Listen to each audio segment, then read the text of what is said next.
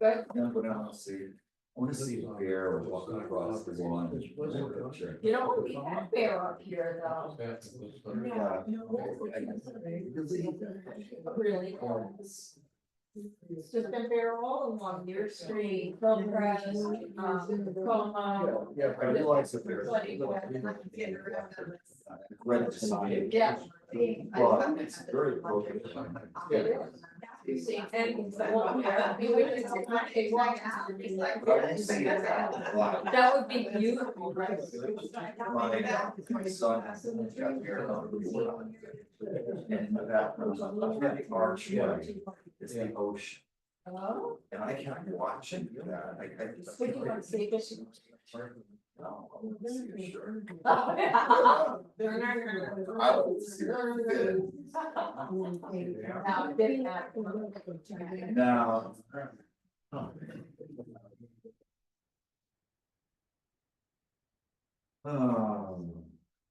So my daughter got married at Brayton. Down on Gipsy, and they had your pictures taken, so what else are you gonna see on the brand? That's where my daughter got it. Yeah. Yeah. Right. Well, it's called the Gipsy Brayton up above, I forget what the place is down below, that's where she actually got married. Oh, the hotel room. The hotel, and then, Great state. yeah. Yeah. Wow, so right on time, this is, you have, you know what, just before you leave, you're gonna have this down perfect. Don't have. So Bill, you didn't have a form, how long would you give it, give us that? We don't have a forum right now, You so. don't have a form?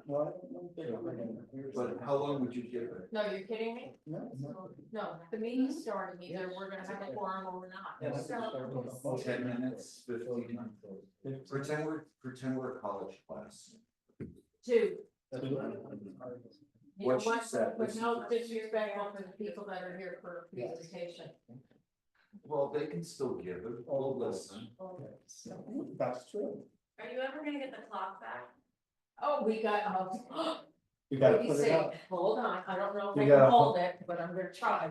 You have to hold it up the whole time though. Yeah, you're gonna have to hold it up the whole time. Oh my god. Wow. What do you think? Don't move me. Oh. Don't move. We should. Isn't that beautiful? Yeah. We just have to have built it. Does it ring on the hour? We actually, it is, we actually got batteries in the back, so we're gonna go. She did say, it. I don't know if she meant maybe. Yeah. Oh, yes. It was- I just think it's- Neil, is everybody else coming in? Yeah.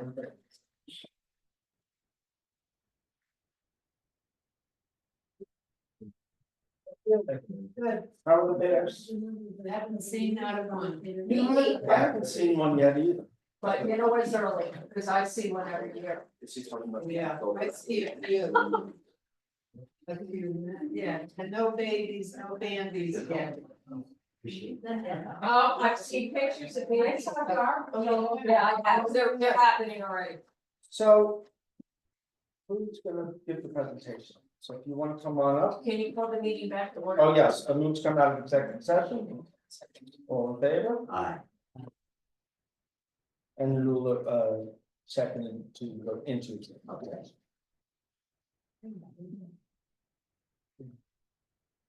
Come on up. Sit right here. Sure. Stand or. Hello, How are you? I'm well. It's good. My name is Keisha Horner and I am a staff member at the Woodstock Land Conservancy and a member of the Woodstock Bear Task Force. Before I get started, I wanted to introduce the other members of the task force. Anula leads our task force. Melanie keeps us all organized and comes up with great ideas. This is Rachel Jackson and this is Iris Permenter. And we are the Woodstock Bear Task Force, which as I understand it, even though I was not a part of it early on, in May of 2023, the State Department of Environmental Conservation approached Supervisor McKenna to start a bear task force and the DEC continues to be a resource for us today.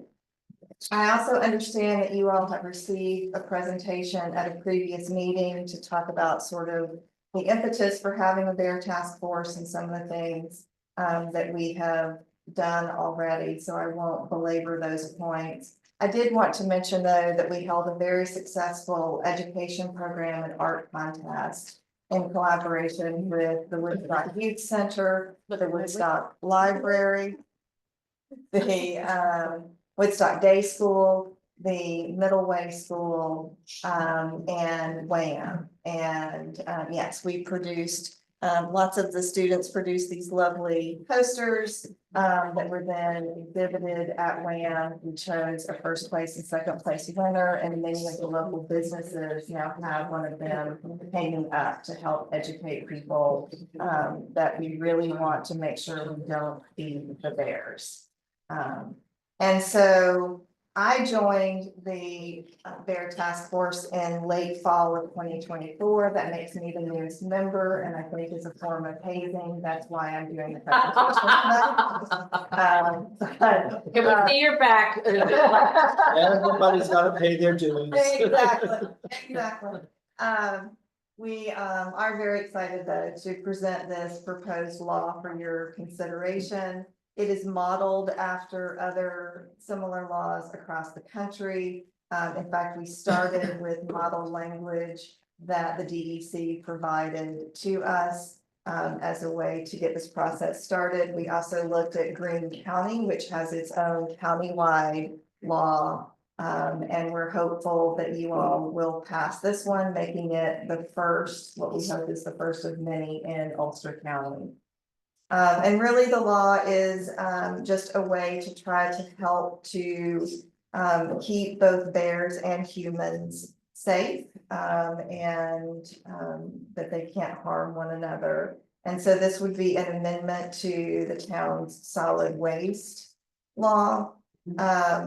What we know is that bears and people come into conflict with one another primarily based on human food sources. A bear finds a garbage can, a bird feeder, pet food outside, and thinks, oh, what an easy meal, and continues to come back then to that same place. And the more often, obviously, the bear returns, the more likely there is to have a conflict. And unfortunately, for the bears, many times those conflicts then result in the bear having to be killed.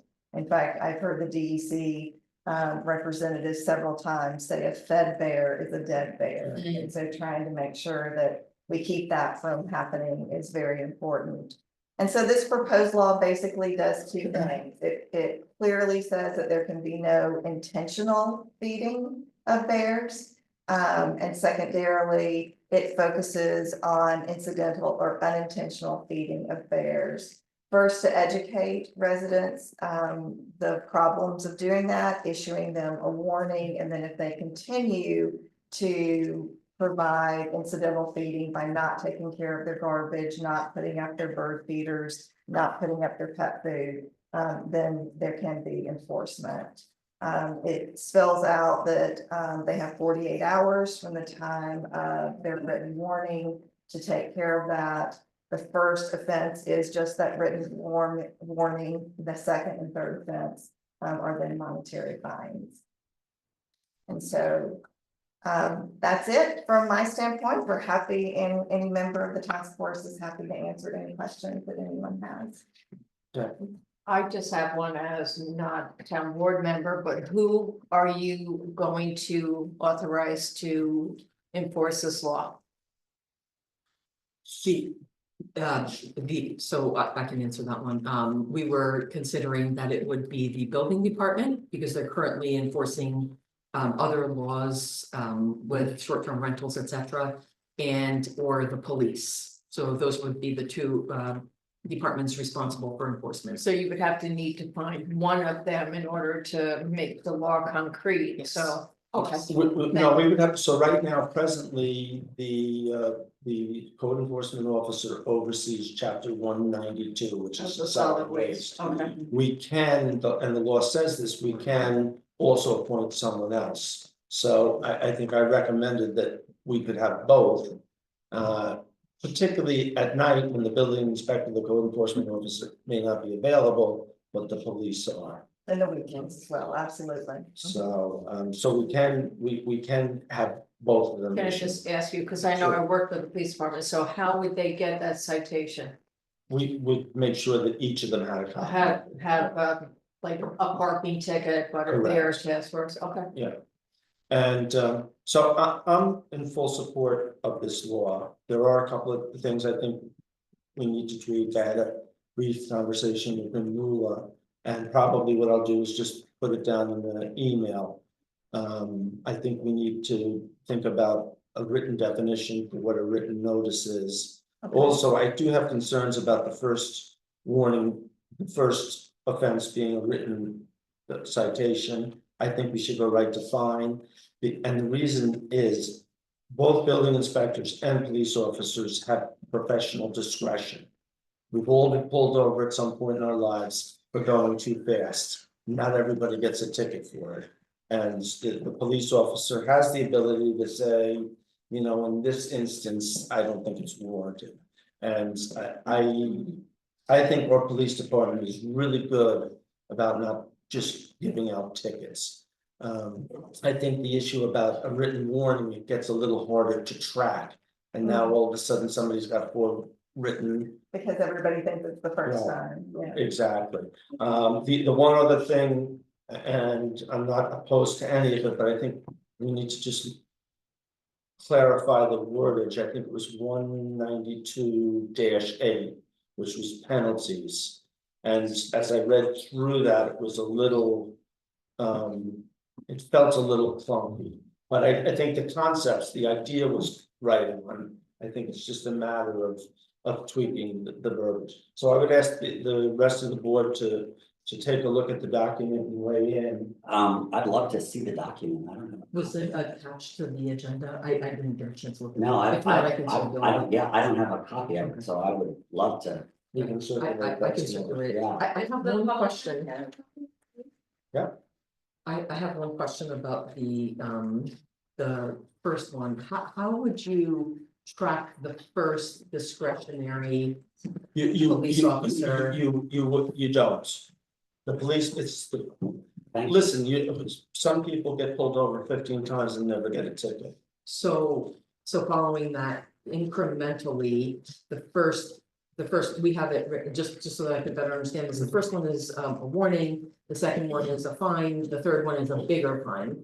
How, using a discretionary method, how would we track? Well, we wouldn't be using the police have discretion. We would just say there's fines for first, First second, offense, third. so $100, $200, $300. And, you know, I think if you ask the police officers, they know where the problems are. It's, you know, particularly these days, this is not it's a problem, but it's not the widespread problem it was even 5 years ago, where, you know, there were hundreds of cans all over town. Now people have gotten smarter, still a problem. I think we need this law as motivation. But I think the police know, you know, the house on the corner of Tinker and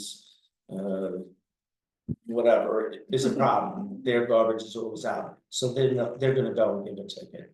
If they keep getting a call up to a house on Hill 99, they're gonna know it's a problem. And I think that's where that kicks in. So. I have a question, thank you very much, I appreciate getting it. So, are there other towns or municipalities that have a similar law like this?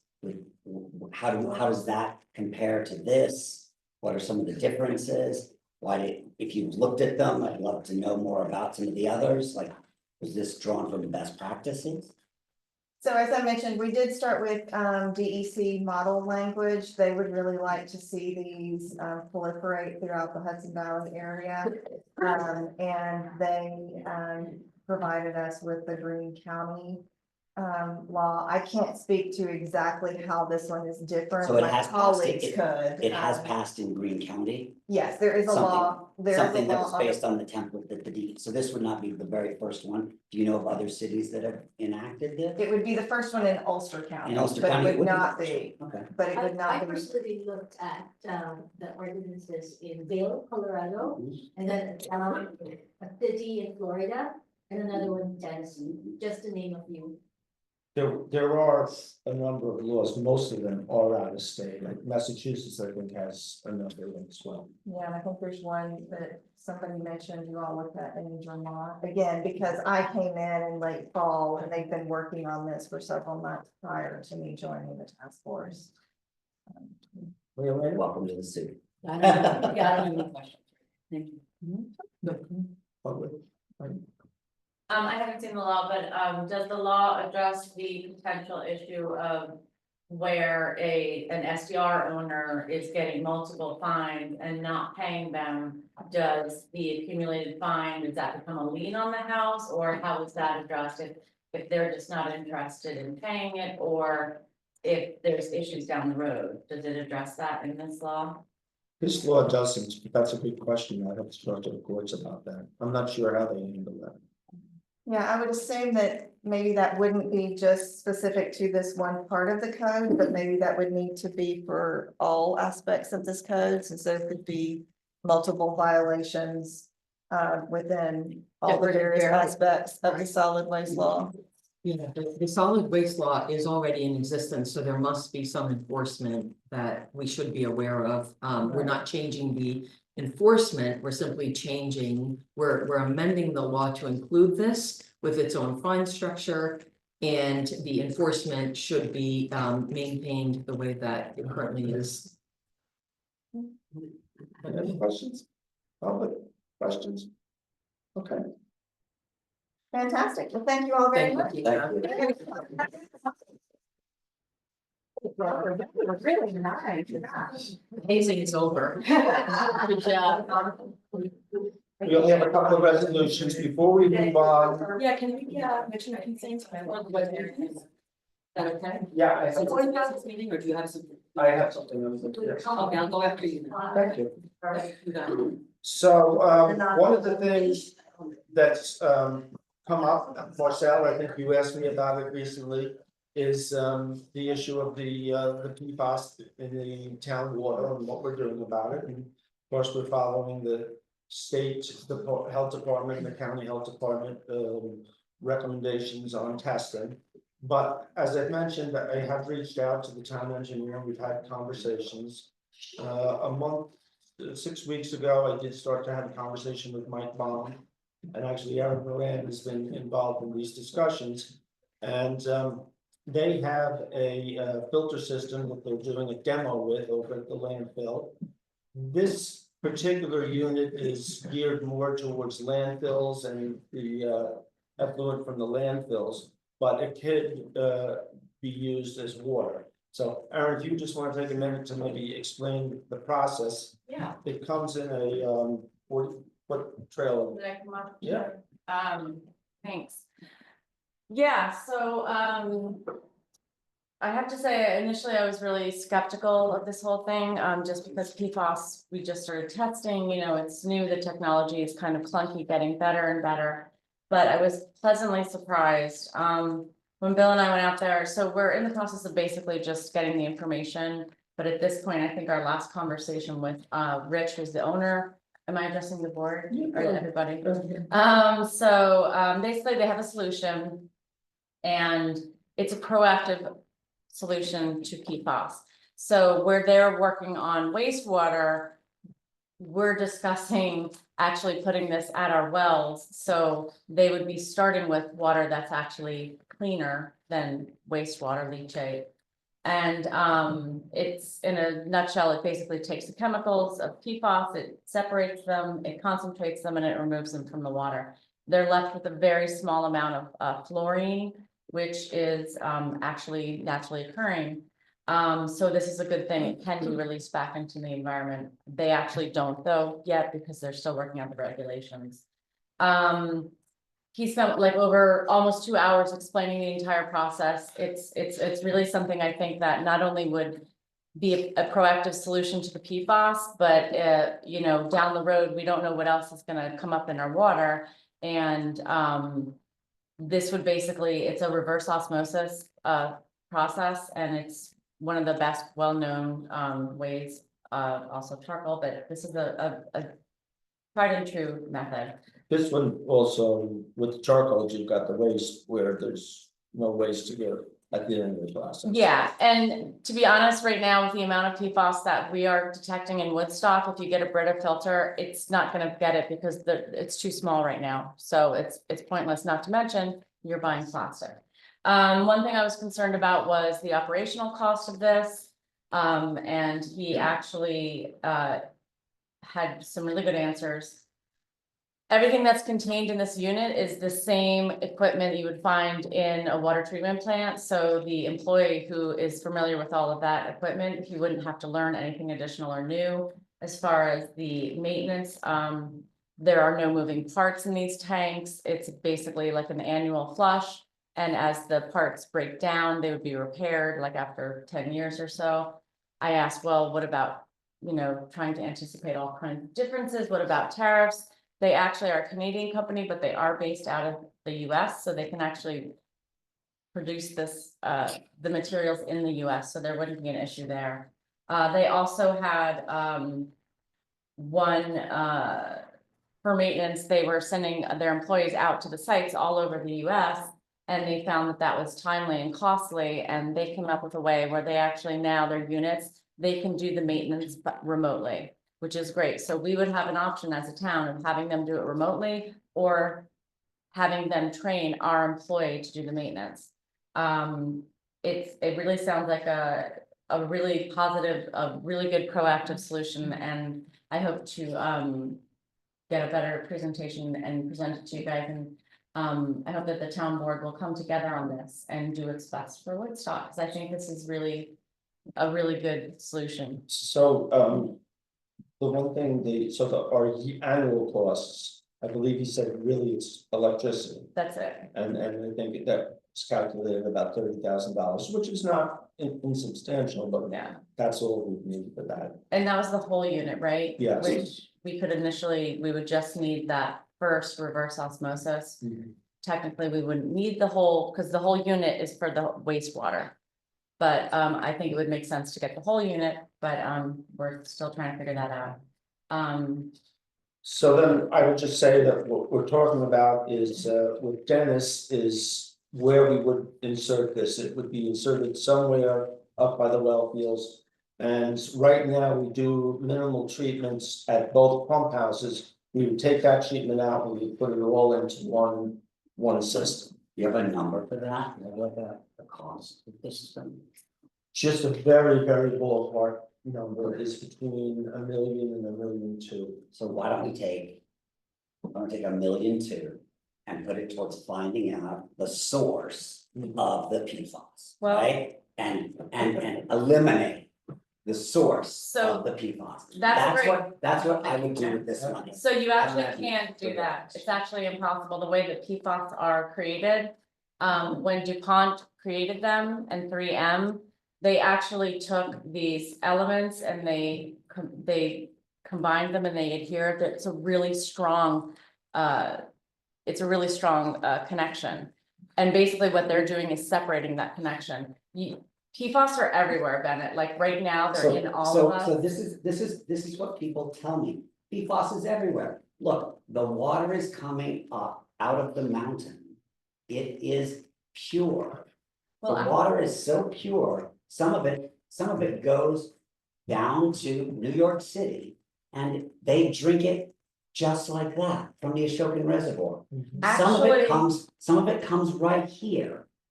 Okay, right? actually. And I have to say that it doesn't have PFAS in it when it comes out of the ground. So actually what we've realized, and I will say this company has their own R&D and They really, it's a Canadian company, but they're now US based, but Bennett, just so you know, PFAS right now are all over the world. They're in India, and so they started looking at why that is, and the I'm reason. aware. Wait, hold on, let me answer, just get, please. Just so you can understand. Are you okay? Are you, okay, I didn't know if you're stroking out or something there. No, Um, that's Bill. okay, so anyway.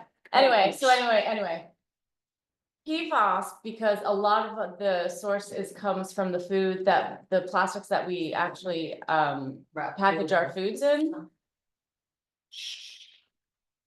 This company has done years and years of research and development. They have data, and I think it's really important. And one thing I've stressed to Bill, and one thing with all of my experience on the environmental commission, and when I talk to the experts, you want as much data as possible to make an informed decision.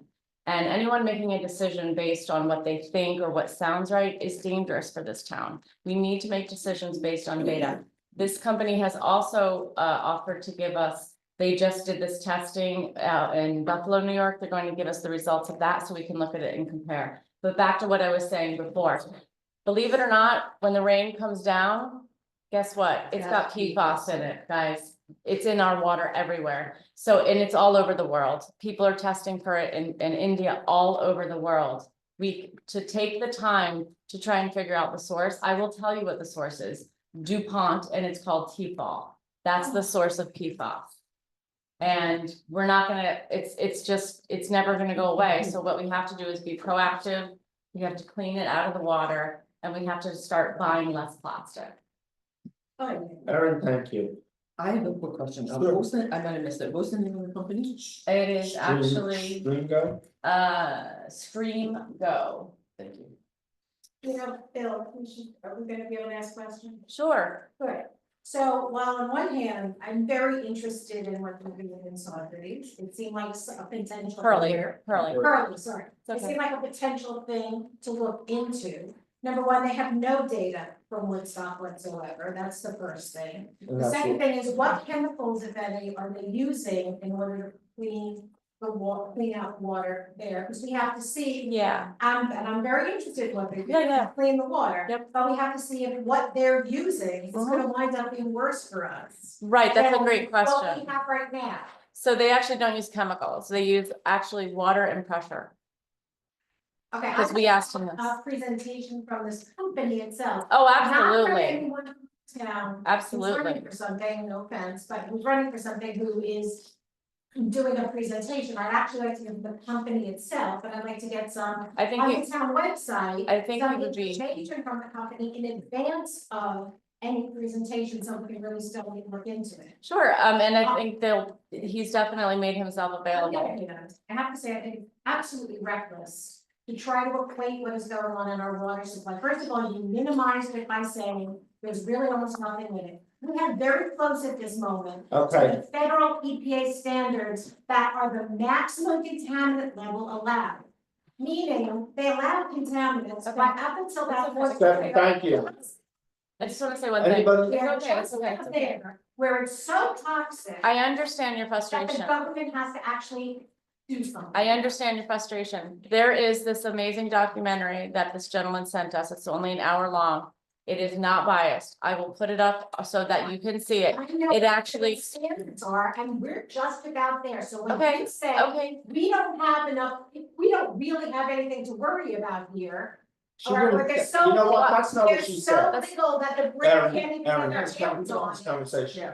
Okay, I'm sorry, what's your name? My name is Stephanie, yes, Kaplan? yes. Oh, nice to meet you. And that there's so little that the Brita can't help with it, that's Feel eternal. absolutely untrue. okay. You're giving Okay. out. Erin, thank you. We will in a month have more to bring up on this. Yes, and I would like to say, Which is an. Will you obvious- please, and I would like to say, No, because Yes. you're giving misinformation, misinformed health information to. thank you. this is totally database. I would just like to say that I know this is a topic that, you know, Stephanie's frustrated, and I was that person a while ago too.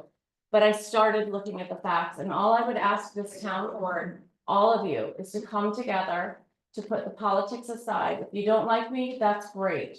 But think about what's best for Woodstock, or if you don't like Bill. think about what's best for Woodstock, look at the data, they have data, they've done research and development, and please consider this, please, that's all I ask. Thank you. We will continue to work with Dennis to come up with the concepts. Maria Lynn.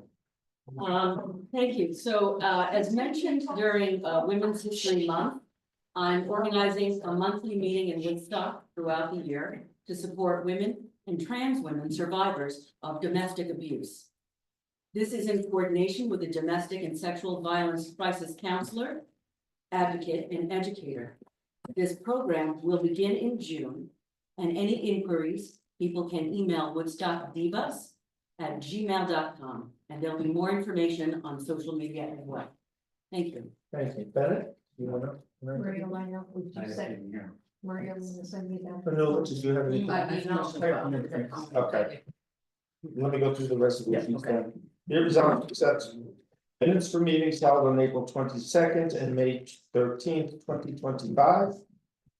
Second. All in favor? I have some corrections to those and questions about them. Okay.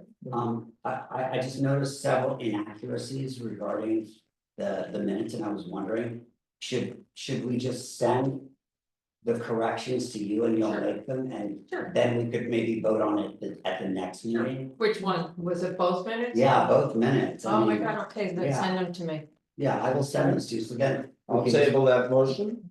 Be it resolved to authorize payments of vouchers in the amount of $393,165.03. Nobody's gonna second? Second. All in favor? Aye. Be it resolved to ratify the contract with the United Federation of Police Officers term to run from January 3rd, 2025 to December 31st. 2029. Second for discussion. Discuss. I haven't seen that copy yet, but, Who sent to you this morning? yeah, I'd like some more time to study it. Yeah, I'd like more time also. When. I'll let you know that you want to hold up and study it, so I'll table that too. Absolutely. Thank Okay. you very much. I really appreciate it. That's an important, Vanilla. that's an important contract.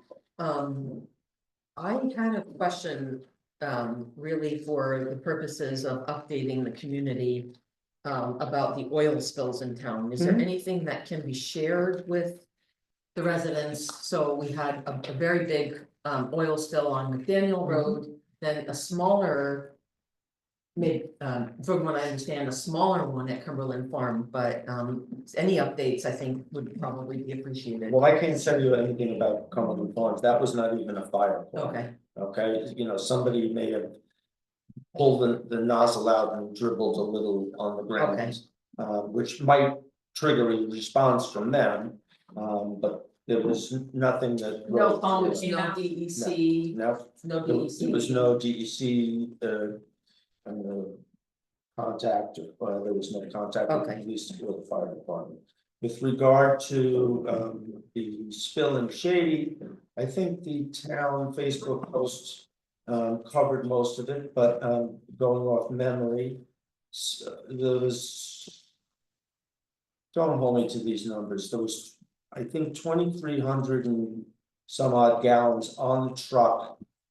At the time that it rolled over, it had already made 3 deliveries, so it was not a full load. They did recover all but 37 37 gallons, Gallons. 3,700. 37 gallons. Could you say that again, cause I keep getting phone calls, They- somebody's spreading bad words. around here. Yes, there's total misinformation. DEC, the county health department, the state health department, the Kingston Fire Department, all confirmed. It was 37 gallons that was not recovered. Is there going to be a formal statement from any one of these DEC, state, county, anybody? No, I think this, in their eyes, it's all closed. Will there Uh, be an oversight plan for a cleanup? So the cleanup is complete. The fuel company engaged the services of a remediation company that came in, they dug down. So what they do is they have like a sniffer and they keep digging down and they test the soils. Until it gets below a certain limit. They tested down to 4. I think there was one that was slightly higher than that. But at one point, they got a hit and they had to dig sideways into the hill. Where they found, a big grouping of oil. So all that oil soaked fill was taken out. They did store it over at the landfill, there's a process, they put down plastics and they cover it and whatnot. And they have the soils tested. Once they're tested, then they can engage different landfills to see who will take it. Different fills have different requirements. So I don't know if that's been trucked out of there yet or not. But they did take a large amount of fill out of there, I believe 3 or 4 truckloads. They stored it, they then put rubble back in, so that's all been cleaned. Dirt fill was put over it and it was all seeded. The last step in the process, the town highway department has to replace the guardrail. And unfortunately, the way the truck went, it took out several sections of guardrail, but it also kind of tweaked the entire section. So from the top of the turn right down to the bottom, all has to be replaced. And that will all be at the expense of the fuel company. So, thank you. Is there, like, are we gonna be kept in the loop with the cleanup plan? Like anything that we could, as a town board, at least look at or I mean, share anything? is the company that's doing the remediation, are they producing a report? Not to the town, but to the state. So Feel free to reach out to the DEC. I would love for them to provide the town board with a copy of their report. Right, I'll let task you with reaching out to the DEC. there. What's the name of the company? I mean, I would go right to the DEC. do you have the company's name? Luzerne, I believe it is. I did reach out to the DEC and got pushed into a FOIL process, so I assumed that we got something from them. I mean, it's kind of shocking that it's our town and we didn't get anything. Not that I'm aware of. The one other thing I will say, we haven't got the results back yet. But we did have the company test both our well fields. As well as one of the private wells closest to the stream. And I expect that testing should be back within another couple of days. Is that same remediation company? Same company, yes. Okay, Okay,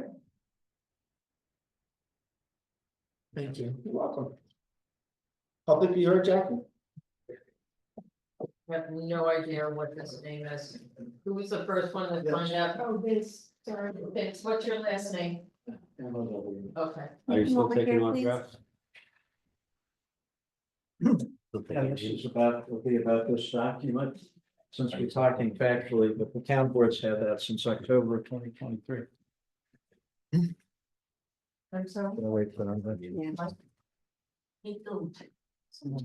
Yeah, thank you. Yeah. Thanks. Let's see.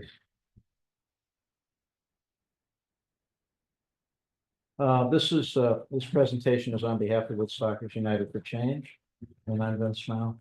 About 4 years ago, after the C&D dump was created near the supervisor's residence in Shady, on October 14th, 2023, a letter was sent to Bill McKenna from some of the most eminent hydrogeologists in Ulster County, with test results from qualified labs and DEC themselves.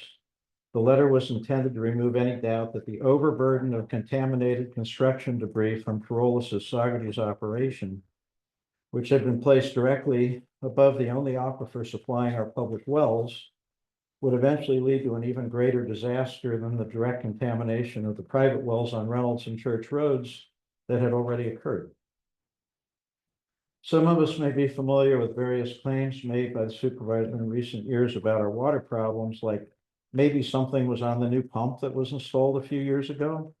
And now that the levels are increasing instead of decreasing, we hear nobody wants to say it out loud, but all the experts say it's the private septic systems in Bearsville. He has also said publicly that he has no idea what contaminant source tracing is. And yet, as you will hear, this letter not only describes where to begin testing, but provides a map showing the most critical areas to be tested based on hydrogeological data, not guesswork. The potential for well contamination from the septic leach fields in Bearsville has been mentioned in every water quality report to the town for decades. Nothing new there. But in 2021, there was no detectable level of PFAS compounds. And now, after 4 years of contaminants migrating through the ground from Shady, the concentration of forever chemicals continues to increase every year.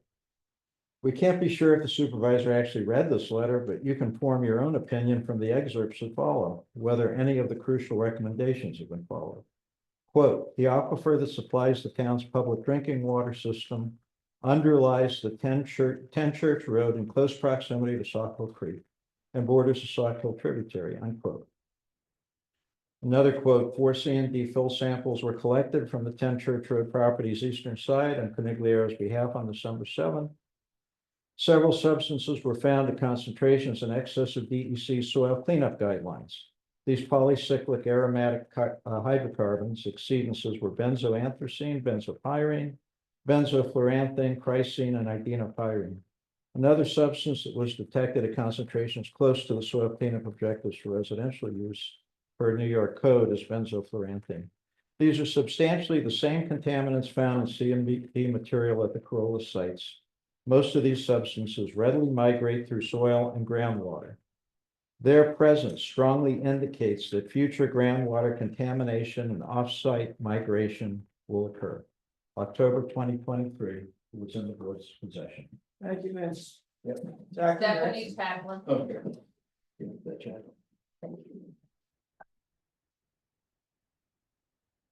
To continue our statement from Woodstockers United for Change, Sauk Hill sand and gravel aquifer is in jeopardy. And again, we're citing the HydroQuest report that was received in 2023. The decision and building permit that support leaving the Conigliara C&D waste mass in situ jeopardizes 4 important contaminant receptors.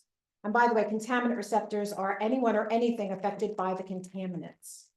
Again, the report cites that the 4 dangers specifically listed in that report are as follows.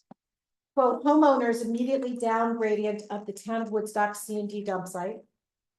Surface water quality of the Sauk Hill that almost certainly receives base flow from up gradient land, including the C&D dump site. The sand and gravel aquifer underlying and adjacent to the channel of the Sauk Hill. Herein lies untapped groundwater that could be essential to potential future growth within the town of Woodstock and or as a backup water source. And finally, the same deposits grade downstream along the Sauk Hill into fluvial coarse to fine grained sand and or gravel deposits within which the hamlet of the Woodstock's water supply wells are located. Geologically, these permeable water-bearing deposits almost certainly grade continuously downstream from near the town of Woodstock's C&D dump at 10 Church Road, also known as the Shady Dump, to the hamlet's water supply wells. Then they go on, full removal of the contaminant source material is warranted ASAP. HydroQuest also gave some recommendations, and you should decide for yourselves, go to the report and see if you think any of these have been followed. Locate and investigate all wells situated within Ring 1 on map. Obtain driller's logs if available, otherwise determine well depths. Next, conduct quarterly testing of groundwater supplies for all homeowner wells located within the light green shaded area of attached figure 1. Hold up by this. You may want to hold that up towards the camera. Yeah, the camera can see it. This area is bounded by streams to the west, east, and south. This may be considered as the Ring 1 area. The chemical parameter list should include 16 metals, semi-volatiles, volatile organics, herbicides, pesticides, PFOS/PFAS, and now PFOA as one of the PFOS compounds is found, and typical field parameters. In addition, 2 other upgradient wells should be selected and chemically tested to assess natural background groundwater chemistry. And finally, based on the chemical results of the contaminant testing within the Ring 1 area, consideration should be given to potentially testing homeowner wells situated beyond and down gradient of the Ring 1 area. I'm not sure that any of those recommendations have been pursued. Thank you, Stephanie. Linda Lover. And this is a continuation of the report. Town of Woodstock's waste site, contaminated C&D fill on the 10 Church Road property poses an ongoing groundwater contaminant threat and public health risk. The town of Woodstock's decision to leave a contaminated mass perched above residents' water supply wells should not be a standalone, single-pronged resolution. It bears responsibility to provide them with an alternate, potable water supply protective of their health, safety, and property values. Extension of the Hamlet's Water District to them, albeit not cheap, is a logical second prong of the original decision. Clearly, no one has been employed by the town to follow these very serious recommendations. The so-called town engineer was the guy who approved the illegal Plan E that is, if anything, made the problem worse. The town should have had a qualified hydrologist engaged years ago. If your water is to remain drinkable, we need a hydrologist now. And this is we have a petition here with 441 signatures. And I will read what should the town of Woodstock proactively address the PFOS in the municipal water. This petition is only for residents and workers in the greater Woodstock, New York. We, the citizens of Woodstock, call upon the town board of Woodstock to exercise its duty to protect our community by taking the following measures. 1, source tracing and identification. Retain a qualified professional hydrologist or hydrogeologist to conduct standard investigations to identify, regulate, and remove sources of PFOS contamination. 2, communicate. Post a schedule with quarterly testing dates and results in an easy-to-find section on the Town of Woodstock website with regular updates on our water situation, a fixed agenda item at the town board meetings. And 3, an action plan. Develop and execute a comprehensive plan for remediation, funding for filtering, and management of PFOS contamination.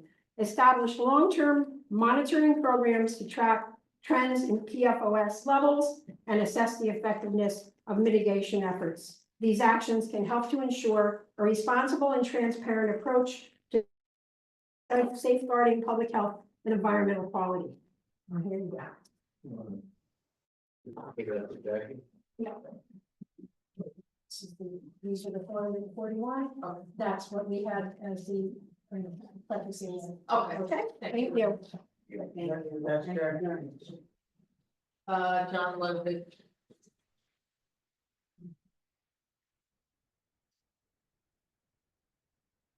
I've had some more discussions about the summer recreation program. Begins on June 30th, less than 6 weeks away. The Ulster County Department of Health does not close Andy Lee Field during the summer rec program. In past years, the staff at the summer rec program have turned people away who want to use the playground or play tennis there. The concern from my discussions is who's using the field? What's the identity of the people who are coming and going while the children are using the field, of course, for the safety of the children. And this has been managed by asking people to come to the town clerk and register for playing tennis or for gardening. But if you're not registered, you're turned away. You're told the field is closed by the staff there. So I've brought this up in prior months. I've asked the town board to take some action here. And my suggestion is that the town board actually take some action before June 30th and formalize whatever the policy is. Maybe create a policy and create some signage, which isn't unusual at public parks to have signage with the policy on it. Clear explanation of what your policy is for people using the park. And further, I suggest that the residents be able to show ID at Andy Lee, show their ID at the Andy Lee office and sign in. There are 25 staff people there, and they should be able to handle that. You know, people say the resident usage is not high at Andy Lee, so this shouldn't be a burden. But most importantly, I want to ask the town board to take control of the use of the town facility. It's the town board's responsibility, and please take some action before the program starts on June 30th. Thank you. Stacy Baker.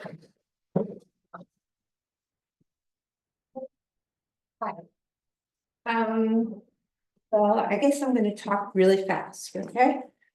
The first thing is, I did send some pictures of the camp has a bathroom building, and it says it's a men's room only, and then there's another door. And the back of it faces the Andy Lee Field, and it's a maroon wall. I sent pictures to Anula. I don't know if you got them, and I sent them to Bennett through Jackie. It's a maroon Ruby. wall. I haven't seen anything. Yeah, you thanked me for these photographs I sent you through Facebook. Oh. Yeah, it's a building that's grass, has grass in front of it. It faces Andy Lee Field. And in the past, it's been graffitied like with white spray paint, and it's had to be, it's an ugly wall. So I'm asking for people to Google Detroit Wings mural and see the Detroit Free Press picture of this great mural that's in Detroit of wings. And there are these murals of wings. It's like they're all around the world, and they're not all done by the same person. But a lot of people like go and pose in front of the wings, and they're in the, people take pictures. They attract tourists, and they're really friendly murals. And the woman who did this one is Kelly MontagueArt.com. Kelly, Kelly Montague art.com. And her website is really great. And she could possibly, I mean, her client list is fabulous. Her team list is fabulous. Her sister does all the communicating. I've been communicating with them, and they've done stuff like all around the country, I think internationally as well, and for Coca-Cola, all kinds of stuff. And maybe we could work with them if you choose. And maybe they could paint the other side of the camp building that's really ugly, and beautify that part of Woodstock. Okay, my second idea is an idea for a senior activity or community activity, a potluck or a baking group, because that's how happy countries are measured. I read, or that's one thing they gauge towns and groups, towns and groups that eat food together and share food together are happier. Okay, and my third thing is the youth center needs Mac Apple computers. I discussed with another mother who works in town, not only because all the kids have iPhones and Apple Music, it's an idea that young people who are going into computer science and engineering want to be proficient on both systems. Also for the youth center, maybe have someone from UC come in, like a career counselor, to chat with our town youth just to see what they are interested in, and ask them if they have any questions about what SUNY colleges can offer. Also maybe have, Stacy, gotta wrap it up. okay, also have maybe vocational school people come in and talk about what manufacturing is, because manufacturing isn't what it used to be. It can be exciting. Thank you. You're welcome. Michael. Thank you. Good evening, folks. Well, the way that this noise ordinance thing is unfolding, it's just, it's been a disaster from beginning to end, from my perspective. 1,000 Woodstockers petitioned the town to form a body to honor our 2018 plan and codify protecting live music here. Task force created was arguably dysfunctional, broke down early. It had no public visibility. It asked for zero community input, gave no public records or reports to the board or public reports to the board or the citizens. It didn't do the sound studies it was supposed to do for the hamlet based on the NIOSH rules. And it had no public outreach or public meetings. There was massive citizen pushback last spring. The issue was suspended and to go back and be worked on with public input. Bill, after stonewalling the citizens for a year, you blindsided us at the May 13th meeting by quietly reopening the issue with scant notice and a rushed calendar during tourist season and an election. If not for Nula Cordis, notifying us that this was happening, the Citizens Coalition, we would have been blindsided by this.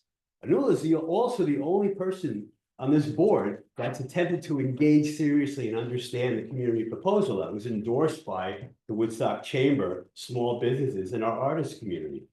Thank you for voting that this language is not ready. It's not ready. There was no transparency in this process at all, and every effort to prevent meaningful public input. Town board public heard videos from last spring are missing, and board minutes on the issue are incomplete. The town gave the youth task force a page on its website. A page on the website. That task force is a task force, does constant public outreach. It reports to the citizens. It asks them for help. It lets them know what's going on.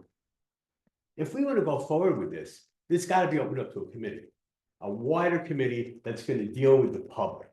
Okay, because there's just too much wrong with this ordinance. It's ridiculous. The language alone will make the police department have more problems than they ever had. It's obscure, vague, and contrary. This is ridiculous.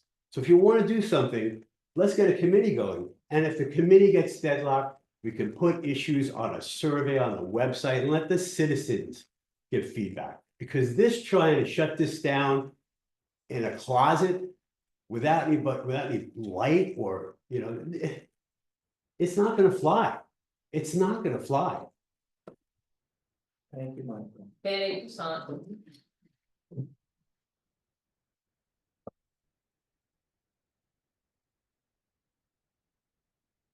So, two things, it's like, I would like to know when are the potholes going to be fixed? Because my car is an old car, and I go, What are you asking? I'm the sorry. potholes, potholes. You know, that they are at the community center, Oh, they are very bad, and also they are really very bad, and I don't know who fixes them, on 212, must be, the state or something, because they are also very bad potholes. And also there is a bill of one of the technician that, went to the TV station that hasn't been paid yet. Huh? Who's paying tonight? It was paid tonight? Yes. Oh, wow. Okay. Okay. Thank you, Fanny. Okay. Move to adjourn. Second. All in favor? Huh? All right.